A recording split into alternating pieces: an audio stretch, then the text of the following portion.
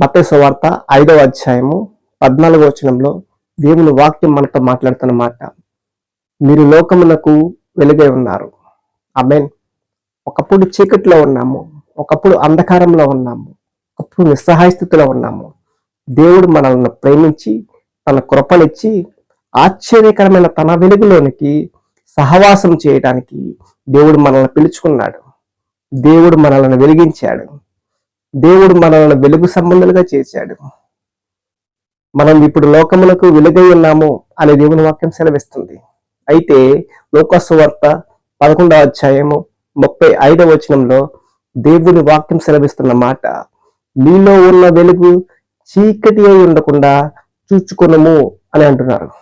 అంటే మనము వెలిగింపబడిన తర్వాత మనలో ఎంత మాత్రము చీకటి ఉండకూడదు అని యొక్క దేవుని యొక్క ఉద్దేశం. కాబట్టి లోక సంబంధమైన క్రియలు, లోక సంబంధమైనటువంటి కార్యాలు మన జీవితాలలో, మన హృదయాలలో, మన ప్రవర్తనలో కనిపించకూడదు అనేది దేవుని చిత్తమై ఉన్నది.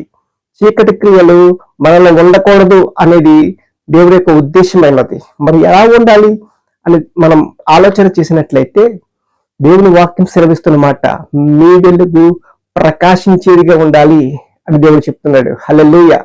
ప్రకాశవంతమైన వెలుగు మనం కలిగి జీవించాలి.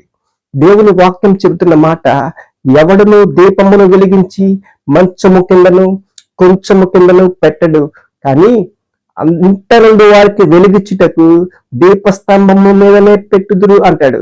అంటే వెలిగింపబడిన మనము, మన వెలుగు దీపస్తంభం మీదుగా ఉండాలి. మన కుటుంబంలో ఉన్న వారందరి పట్ల వెలుగుగా ఉండాలి. హల్లెలూయా.